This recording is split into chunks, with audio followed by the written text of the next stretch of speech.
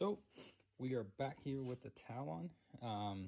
This is, again, if you haven't seen my other videos, this is the car that I got for $200. So far it's turned out pretty straightforward. I switched up the throttle body and seemed fine. Then the throttle started sticking, so I ended up having to replace the whole throttle cable unit. It was actually the cruise control setup there that was kind of causing a lot of the issues. But once I swapped that out, it was $30 part. Shout out to my buddy Tyler. He's up in Orville. He was able to pull that for me from a wrecking yard. But swapped that out, and it seemed to have kind of regulated the throttle as best as it can. So idles pretty well. I did have a coolant line kind of blow on me when I was having a little fun in it the other day. But got the car smogged. And all I have is just some back fees left. It's about $400, so nothing too crazy. But some updates is I'm gonna likely start working on sanding and getting this prepped. I'm kind of thinking about just sanding it down smooth as I can, and then sending it over to Mako. Just kind of having them throw something cheap, simple on it. Again, this is like all my other stuff. It's kind of budget. The GSX is more of my my actual car. I want to dedicate more money and a little bit better quality paint. But this one I just thought would be a cool little just street cruiser. I do have a 2GB front bumper and 2GB headlights. I'm going to do the 2GB Eclipse front end with keeping the Talon rear end. And I'm likely going to keep the same color. I really like this green. If I don't stick to this one, which I'm 98% sure I will, I'm going to do the Monarch green, which is found on the 97 through 99 Eclipse GS, GST, GSX. So a few things that I did find out about the car is it is technically a 94. So when I pulled the ECU, it turned up to be an EPROM. So if you know DSMs, EPROM is the ECU you want. It has an E on it. This right here is tape that was put on there by the previous owner to keep the window from leaking out. So I was able to fix all that. So all the wiring on it's good.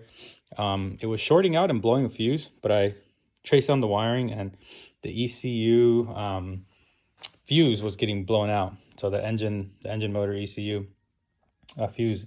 And when I started digging into it, right behind the ECU, there's the stereo wiring.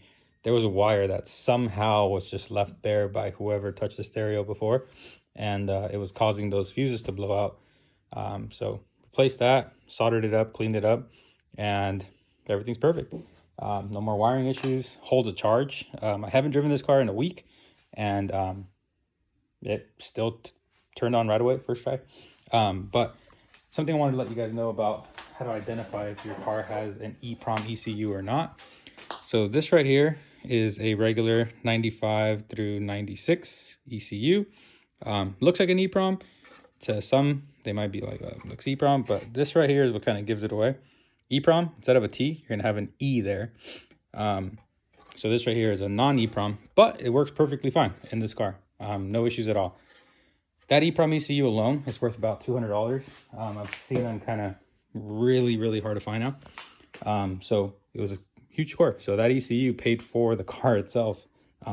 It does also have some Yonaka adjustable coilovers and the chrome GST wheels. So I'm going to be pulling these out. The guy I bought the car is actually going to give me a set of 17-inch just black racing wheels.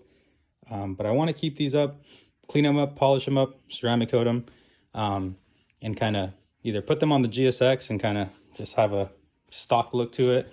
But ultimately, it's just to keep them in good shape so that they can stay here for when I do a paint job. If I don't end up doing the paint job, it's going to get sold.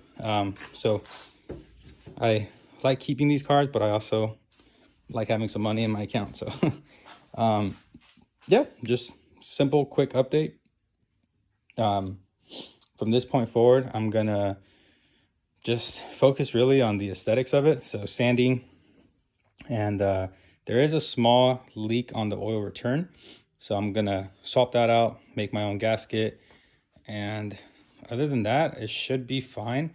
I did mention before that timing does seem a bit off. It has a bit of a lopey idle to it. Checked all the spark plugs, they look good. Compression test, I'm not even concerned about it. It cranks right up.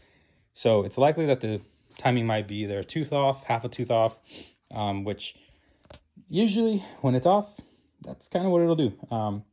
It turns on, runs, drives great.